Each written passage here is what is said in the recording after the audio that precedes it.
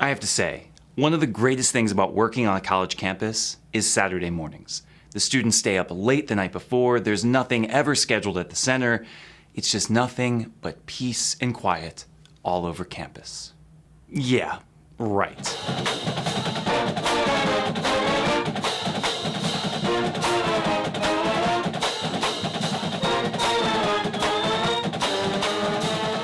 For those who are unfamiliar, college football is kind of a big deal here in the southeastern part of the United States.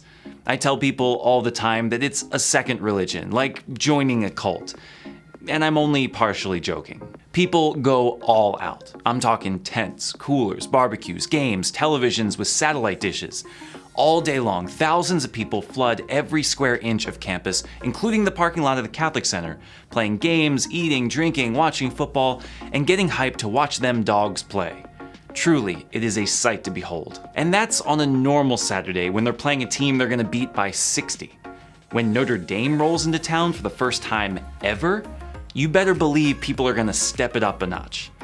And ESPN is gonna notice. Down the track! It's a mean machine in red and black! It's a mean machine in red and black! Oh, but Georgia's mean machine!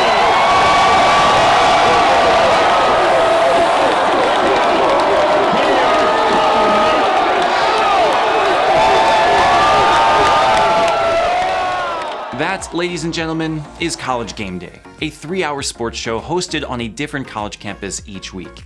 It is wildly successful, wildly fun, and frankly, just wild. Students and other fans stake out their spot hours in advance to make sure they're in the front, paint their bodies and wear costumes, all to show their school spirit, and to get on TV.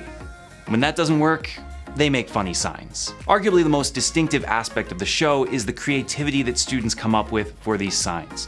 I wasn't able to get the best ones in the front, but I got a few pretty good ones. Naturally, this is not the place that one would expect to see someone dressed like they're from the 13th century, so I got a few strange looks for sure. Although, interestingly enough, I'm sure it would have been much worse for any other game. Since we were playing Notre Dame, people just assumed I was dressed in costume as a Catholic supporter for the Irish. I know this because I heard "nice costume" no less than 50 times.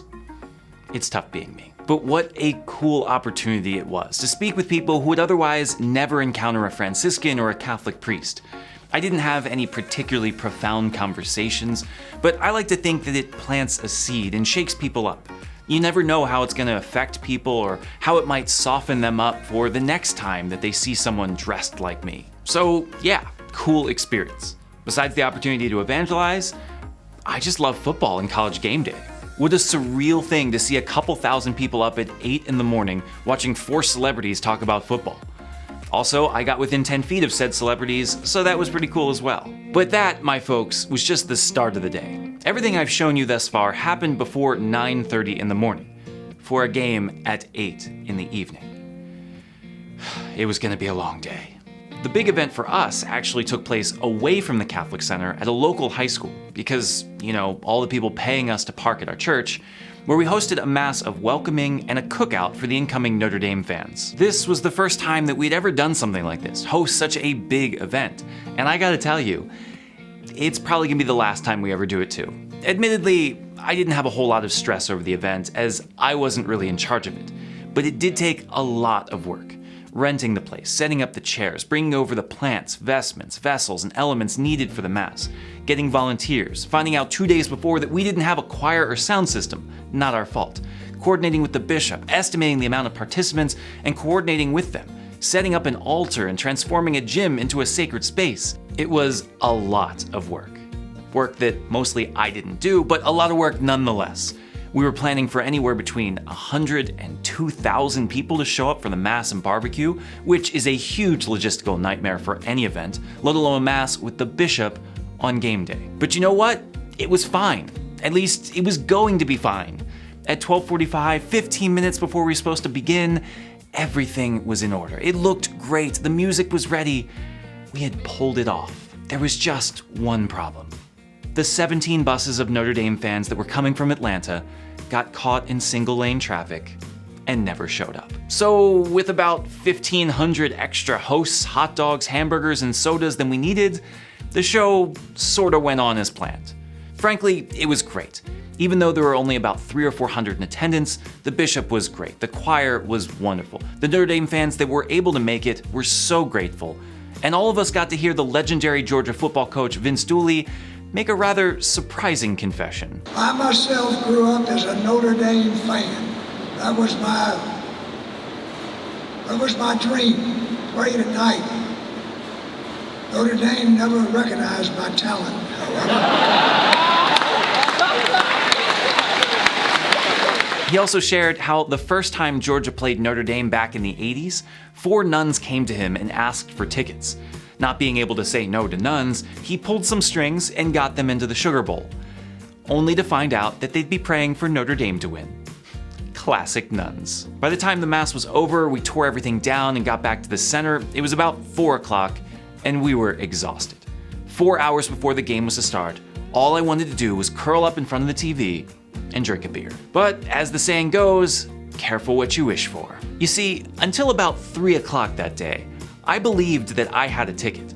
I was told that there were 2 tickets, one for me and one for the bishop, and that we would be a part of the largest, most hyped game in the history of the state of Georgia. I was pretty excited, to be honest. I'm a marginal Notre Dame fan, now the director of campus ministry at UGA, 2 top 10 schools. This was going to be awesome. Until the guy who said he had tickets for me casually told me that he was unable to get tickets. What now? Turns out he never actually had the tickets. He was trying to get them and offered them before he had them. And as if this crushing disappointment wasn't enough, a handful of salt was rubbed into my wound an hour later when the secretary of the student center said that someone had tried to drop off an actual ticket for me the day before, but she turned him away because I already had a ticket. So yeah, I didn't get to go to the game. But you know, with something this big, I just had to see it. So around 5 o'clock, still in habit, I decided to walk to the stadium and back just to experience a taste of the chaos. Honestly, I'm not sure if I would have survived had I gone to the game.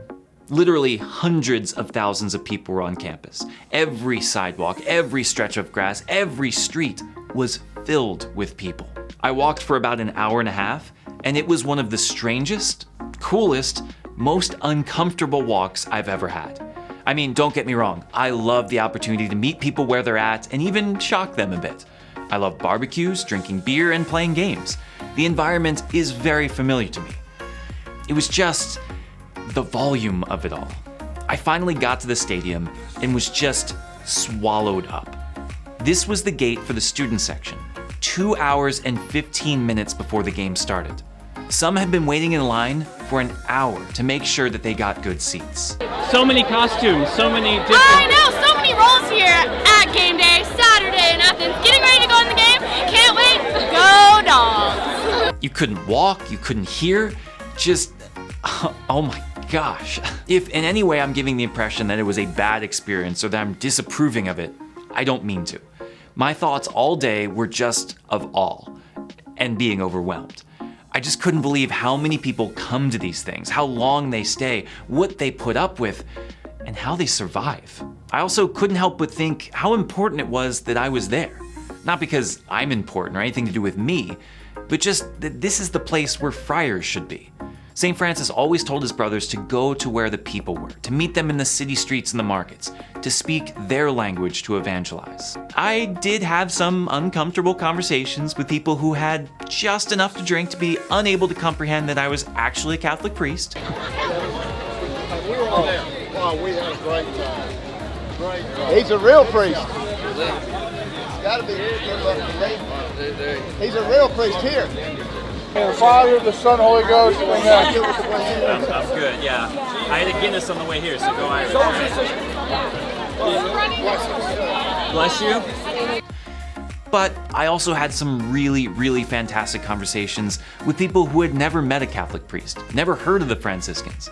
The reason it took an hour and a half to walk to the stadium and back wasn't because of the traffic, but because I kept getting stopped to have conversations about my life, faith, Jesus, and their lives. I can't imagine many expected to have such an encounter on game day, and that is always such a gift for me, one of the most important aspects of my vocation.